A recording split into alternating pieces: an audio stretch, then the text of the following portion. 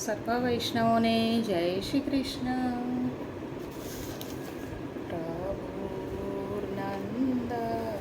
કુમારો મે સ્વામીની વૃષભાનુજા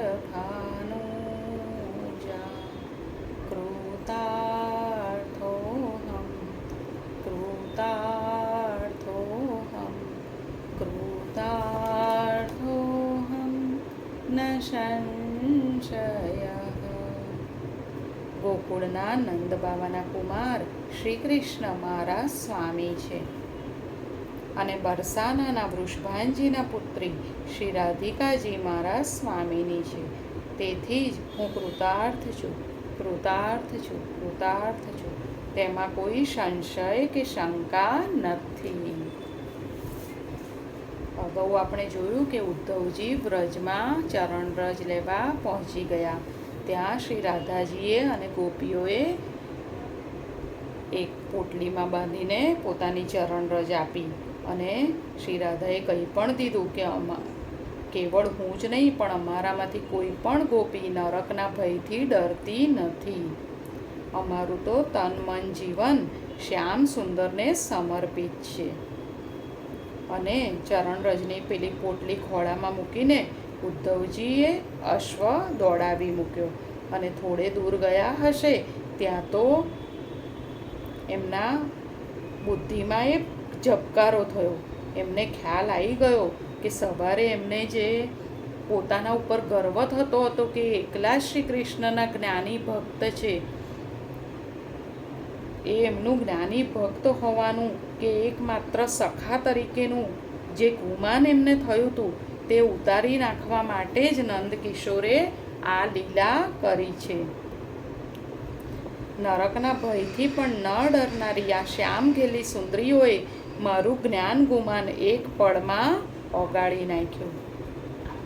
હું મહેલે પહોંચ્યો ત્યારે અનુચરોએ મને જાણ કરી કે મારા ગયા પછી થોડે જ વારે દેવર્ષિ નારદ ત્યાં આવી ચડેલા. જ્યારે ઉદ્ધવજી મહેલમાં પહોંચ્યા ત્યારે અનુચરોએ એમને જાણ કરી કે ઉદ્ધવજીના ગયા પછી થોડી જ વારમાં દેવર્ષિ નારદ ત્યાં આવ્યા હતા અને શ્રી કૃષ્ણે તેમની સાથે હસી હસીને ક્યાંય સુધી વાતો કરેલી. મારી ઠીક ઠીક રાહ જોયા પછી એ બંને અહીંથી મુખ્ય મહેલ તરફ આનંદથી વાતો કરતા કરતા ગયા. મેં અંદર જઈને જોયું તો શ્યામ મારી પીછોડી પલંગ પર મૂકતા ગયા. મેં એ પીછોડી હૃદય સાથે ચાંપી દીધી. પેલી ચરણરજ શ્યામને આપવાની હવે મને જરાય જરૂર ન લાગી. મારી પીછોડીમાં એ ચરણરજવાળી પોટલી પ્રેમથી બાંધી દઈને એક યાદગાર સંભારણા રૂપે મેં જ એને કાયમ માટે રાખી લીધી. ઉદ્ધવજીએ શ્રી રાધા સાથેના એના મિલનનો પ્રથમ પ્રસંગ પૂરો કર્યો. ઉદ્ધવજીએ શ્રી રાધા સાથેના એમના મિલનનો પ્રથમ પ્રસંગ પૂરો કર્યો ત્યારે રાત્રિનો પ્રથમ પ્રહર પણ પૂરો થયાની જાણ કરતી આલબેલ સંત્રીએ પોકારી. પહેલો મિલન પ્રસંગે આટલો રસપ્રદ અને હૃદયસ્પર્શી હતો. દ્વિતીય મિલન પ્રસંગ તો કેવો ભવ્ય અને આહલાદક હશે તેની કલ્પનાથી સૌ રોમાંચિત થઈ ગયા. ઉદ્ધવે વચ્ચે જ કહી દીધું હતું કે દ્વિતીય મુલાકાતને અંતે હું એ દેવીને સાચા સ્વરૂપે ઓળખી શક્યો અને મેં માતા તુલ્ય એ જગદંબાની ચરણરજ માથે ચડાવી. ઉદ્ધવે શું કહી દીધું હતું વચ્ચે કે દ્વિતીય મુલાકાતને જ જ્યારે ઉદ્ધવજી બીજી વાર રાધાજીને મળ્યા હતા ત્યારે તે ઉદ્ધવજી એ રાધાજીના સાચા સ્વરૂપને ઓળખી શક્યા હતા અને તેમને માતા તુલ્ય એ જગદંબાની ચરણરજ ઉદ્ધવજીએ માથે ચડાવી હતી. એ એક જ વિદ્યાને સૌના હૃદયમાં એવી ઉત્કંઠા અને ઉત્તેજના જગાડી દીધી હતી કે હવે દ્વિતીય મિલનની કથા સાંભળ્યા વિના આજે કોઈ ઊંઘી શકે તેમ હતું જ નહીં. સત્યારાણીએ સેવિકાને બોલાવી મધુરાસવનો તાત્કાલિક પ્રબંધ કરવા જણાવ્યું. થોડી જ વારમાં એ આવી ગયું અને સૌ એનું કાન કરીને દ્વિતીય પ્રસંગ સાંભળવા પુનઃ એકચિત્ત થઈ ગયા. ઉદ્ધવજી ખુદ એટલા ભાવાવેશમાં આવી ગયા હતા કે આડી અવળી કોઈ વાતચીત કર્યા વિના એમણે દ્વિતીય મિલન કથા સડસડાટ આરંભી દીધી. માનનીય ભાભીશ્રીઓ, આ ઘટના બનીએ 4-6 મહિના વીતી ગયા. ઉદ્ધવજીએ બીજી વાર શ્રી રાધાજીને ક્યારે મળ્યા હતા તેની હવે કથા કહી રહ્યા છે. ઉદ્ધવજી શ્રી કૃષ્ણની પટરાણીઓને કહી રહ્યા છે, માનનીય ભાભીશ્રીઓ, આ ઘટના બનીએ 4-6 મહિના વીતી ગયા હશે. કઈ ઘટના? ઉદ્ધવજી જ્યારે વ્રજમાં ચરણરજ લેવા ગયા હતા એ ઘટનાને બને 4-6 મહિના વીતી ગયા. આ સમયગાળા દરમિયાન મથુરા ઉપર એવી ભયાનક રાજકીય આંધીઓ ઉમટી આવી કે શ્યામ દાઉ ને હું તો પગ વાળીને નિરાતે બેસવા પણ ન પામ્યા. અંતે શ્યામ કૃપાથી બધી આંધીઓ ધીરે ધીરે શમી ગઈ અને દોડાયેલું રાજકીય વાતાવરણ શાંત થઈ જતા સૌની સંમતિથી તાતશ્રી વસુદેવજીએ રામ અને શ્યામના ઉપનયન સંસ્કાર કરવાની, એમના જન્મ સમયે કરેલ ગૌદાનનો સંકલ્પ પાર પાડવાની અને પછી બંનેને વિદ્યાભ્યાસ માટે અવંતિકા નગરી પાસે આવેલા સાંદીપની ઋષિના આશ્રમે મોકલવાની યોજના વિચારી.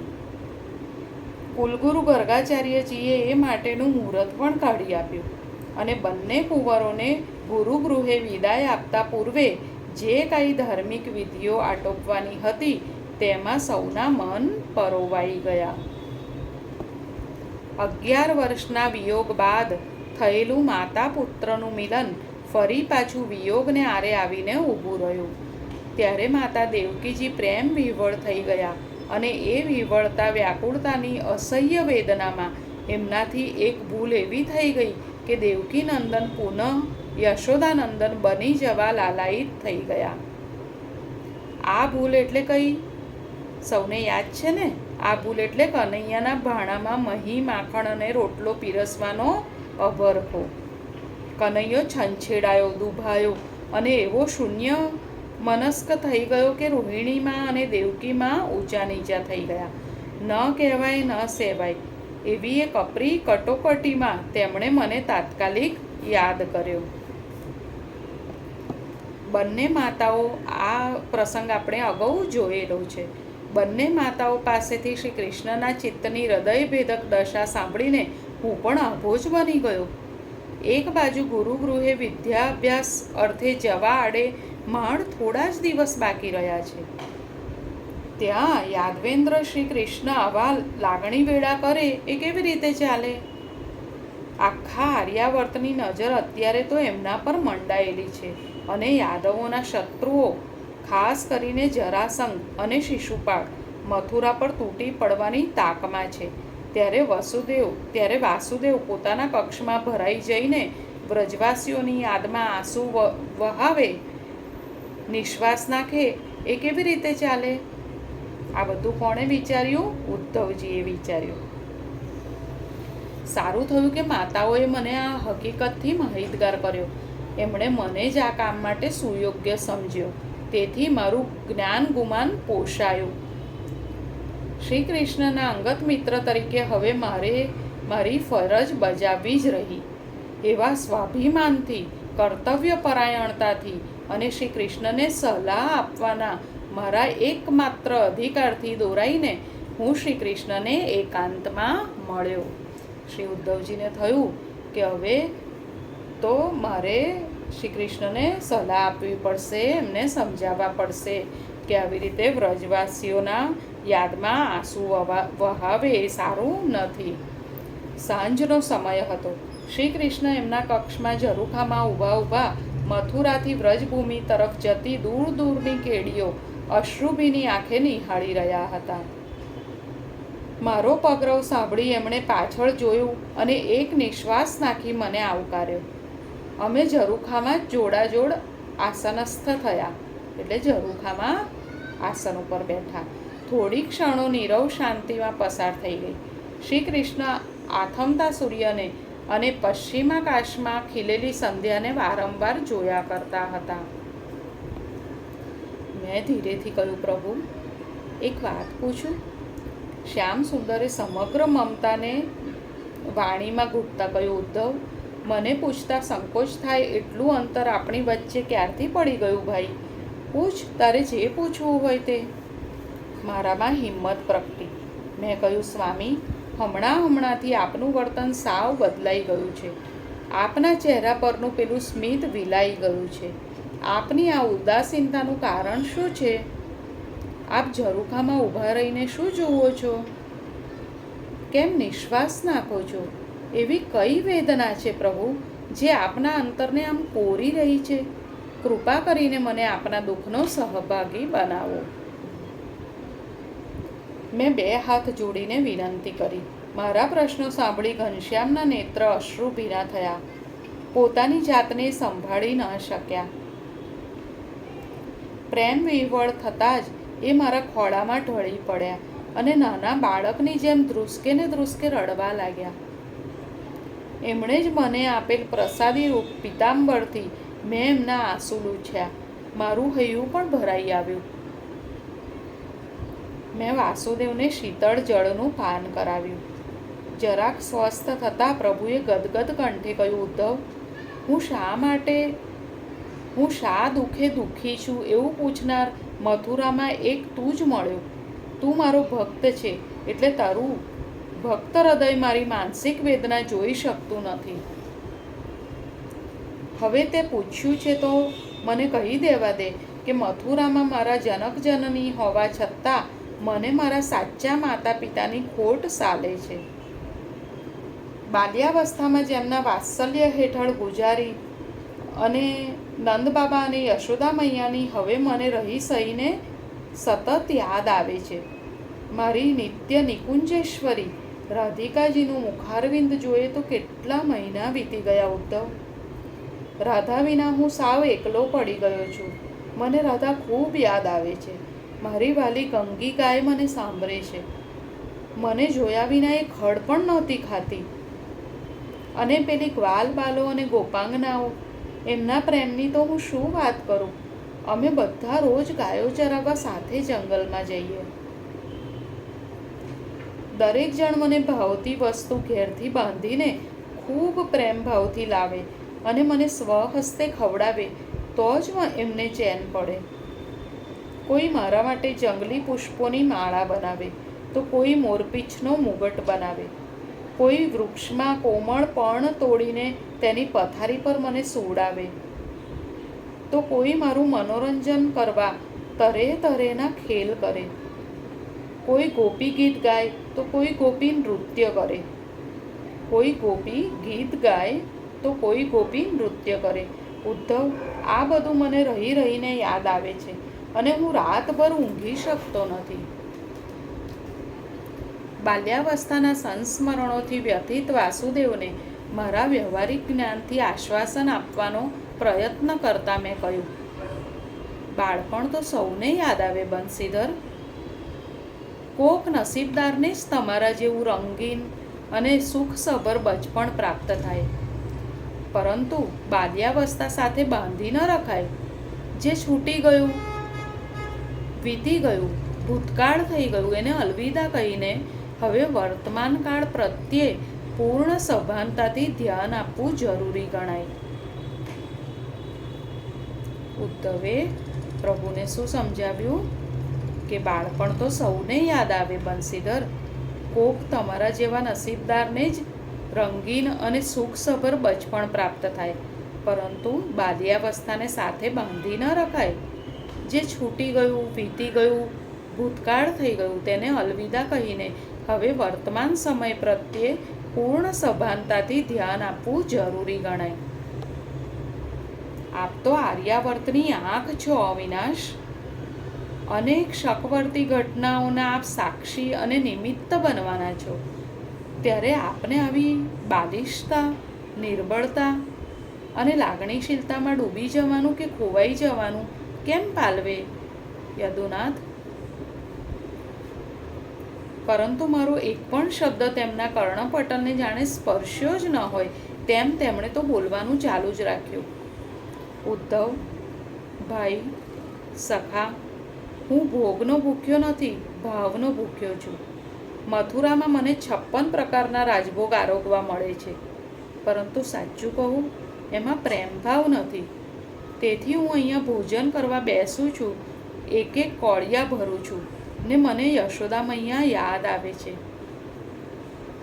આહા, કેટલા લાડ પ્યારથી એ મને જમાડતા હતા. અને રાધા, એને તો જાતે ખાવા કરતાં મને ખવડાવવામાં જ અત્યંત આનંદ આવે. કાનાને શું ખવડાવવું શું ન ખવડાવવું એની ચિંતામાં સતત ખોવાયેલી રહે. ઉદ્ધવ, અહીંયા ગમે તેટલું સુખ હોય, સાહેબી હોય, મારા આ બે નિસ્વાર્થ સ્વજનો અને મારા પ્રેમ ભૂખ્યા ગોપ ગોપાંગના વગર તો સ્વર્ગનું સુખ પણ મને ફિક્કું લાગે છે. અને તેથી એમની યાદ મારા હૈયાને ભીતરથી કોરી રહી છે. મારા સાચા સ્નેહીજનોને સગા તો વ્રજમાં જ છે. કોઈ ભૂલ્યો ભટક્યો વ્રજવાસી, કોઈ ગોપ ગોપી મથુરામાં આવે છે કે નહીં તે જોવા હું આ ઝરૂખામાં કલાકોના કલાકો ઊભો રહું છું. ભાઈ, મારું તન મથુરામાં છે, પણ મારું મન ગોકુળમાં છે. તું કહે તેમ બીજા બધાને તો બાળપણના બાળપાત્રો સમજીને ચાલ, હું ભૂલી જાઉં, પરંતુ યશોદામાં અને રાધિકાને હું કેવી રીતે ભૂલી શકું? મારા વિયોગમાં એ બંને કેમ કરીને જીવતા હશે એ તો હું જ સમજું છું, કેમ કે બંનેને હું અત્યંત નિકટથી ઓળખું છું.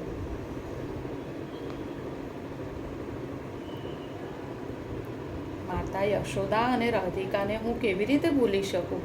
મારા વિયોગમાં એ બંને કેમ કરીને જીવતા હશે એ તો હું જ સમજું છું, કેમ કે એ બંનેને હું અત્યંત નિકટથી ઓળખું છું.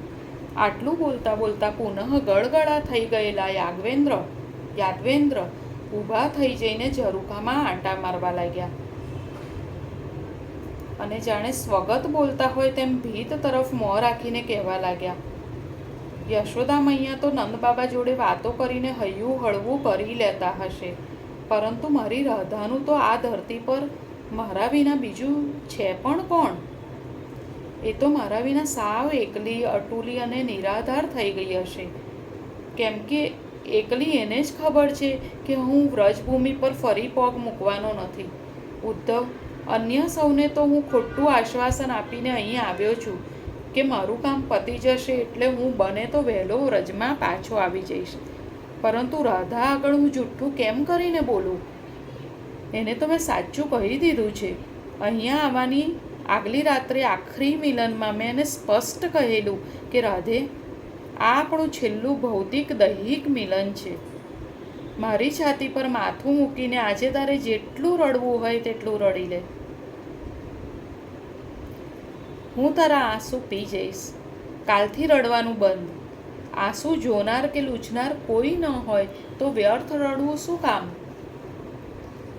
મારા પ્રાણ તો તું તો જાણે છે કે હું મથુરામાં ખરેખર શા માટે જાઉં છું, અને ત્યાર પછી જીવનભર હું જે કાંઈ કરીશ તે તો મારું અવતાર કાર્ય હશે. એટલા માટે તો મેં માનવ દેહે અવતાર ધારણ કર્યો છે. પ્રિય, તું મન કઠણ કરીને હવે અત્યારે જ મને વિદાય આપી દે. કાલે બધાયની હાજરીમાં તારાથી કદાચ આવજે, શરીર સંભાળજે ને મને સંભાળજે શ્યામ એટલું પણ નહીં બોલાય. માટે આ આખરી મિલન રાત્રિએ તારે જે કહેવું હોય તે કહી દે, અને જેટલું રડવું હોય તેટલું રડી લે, પણ હું પાછો નથી આવવાનો એ રહસ્ય ખાનગી રાખજે. અને ઉદ્ધવ, આટલું સાંભળીને એણે જે આક્રંદ કર્યું અને પોતાની સાથળો પર વારંવાર હાથ પછાડીને પોતાનો હૃદયાગ્નિ શાંત પાડવા જે આક્રોશ ઠાલવ્યો એ દ્રશ્ય તો હજી મારી આંખ આગળ તરે છે. હું આ બધું ભૂલી નથી શકતો મિત્ર, નથી ભૂલી શકતો. મેં કહ્યું, પ્રભુ, આપ તો મહાજ્ઞાની છો, પરબ્રહ્મ છો, બધું જ જાણો છો અને સમજો છો, તો પછી આ વર્થ વલોપાત શા માટે? અવતાર કાર્યના એક ભાગરૂપે બાળપણ ગોકુળ વૃંદાવનમાં વિતાવ્યું, અનેક લીલાઓ કરી, બહુ માખણ ખાધું, ખૂબ વાંસળી વગાડી અને આટલી ઉંમરમાં કોઈ ન કરી શકે એવું ઘણું કરીને આપે આપના જીવનરૂપી નાટકનો પ્રથમ અંક સફળતાપૂર્વક પાર પાડ્યો. હવે પડદો પડી ગયો પ્રથમ અંકના છેલ્લા દ્રશ્ય પર. એવું ઉદ્ધવજીએ કહ્યું. આર્યાવર્તની આ રંગભૂમિ ઉપર હવે કૃષ્ણાવતાર નાટકનો દ્વિતીય અંક શરૂ પણ થઈ ગયો છે પ્રભુ. દ્વિતીય અંકનું પ્રથમ દ્રશ્ય કંસવધ અને યાદવ પ્રજાનું સંરક્ષણ તો ભજવાઈ પણ ગયું છે અને હવે આપે એક કુશળ અભિનેતા તરીકે ખરાખરીના ખેલ ખેલવાના છે. ત્યારે આપ જો આ નાટકના પ્રથમ અંકનું પુનરાવર્તન ઈચ્છો તો એ કેવી રીતે શક્ય બને? મારી તો બુદ્ધિ બહેર મારી ગઈ છે વાસુદેવ. દિગ્દર્શન અને અભિનય બધું જ આપના હાથમાં છે, ત્યારે આ નાટકના એક સામાન્ય પાત્ર જેવો હું આપને શી સલાહ આપું તે જ મને સમજાતું નથી. મેં મારી મનોવ્યથા નાટ્યશાસ્ત્ર યોગ્ય પારિભાષિક શબ્દોમાં ઠાલવી. વાસુદેવની મારી આ દલીલ સ્પર્શી ગઈ હોય તેમ લાગ્યું. મેં મારી પાસે પુનઃ આસનસ્થ થયા. તે મારી પાસે પુનઃ આસનસ્થ થયા. મારા ખભે પ્રેમથી હાથ મૂક્યો અને બોલવા લાગ્યા, ઉદ્ધવ, તારું જ્ઞાન અને બુદ્ધિ બંને ધન્ય છે. પ્રભુ ઉદ્ધવજી પાસે બેસી ગયા અને ઉદ્ધવજીના ખભે હાથ મૂકીને બોલ્યા, ઉદ્ધવ, તારું જ્ઞાન અને બુદ્ધિ બંને ધન્ય છે. તારી વાત સાચી છે. હું પણ કબૂલ કરું છું કે ગોકુળ વૃંદાવનને ભૂલીશ તો જ મથુરાની અને આર્યાવર્તની રાજનીતિમાં મારું મન પરોવાશે. વ્રજવાસીઓને અને રાધા યશોદા ઇત્યાદિને વિસરી જઈશ તો જ યાદવ રાજપુરુષો સાથે અને આ ભૂખંડના સમ્રાટો સાથે હું રાજકાજના ખેલ ખેલી શકીશ. પણ ભાઈ, તું કહે છે તે ત્યારે જ શક્ય બને જ્યારે બધું મારા એકલાના હાથમાં હોય મિત્ર. પરંતુ તું કહે છે તે ત્યારે જ શક્ય બને કે બધું મારા એકલાના હાથમાં હોય. આજે અહીંયા સુધી રાખીએ. ફરી જલ્દી મળીએ. સૌને જય શ્રી કૃષ્ણ. રાધે રાધે.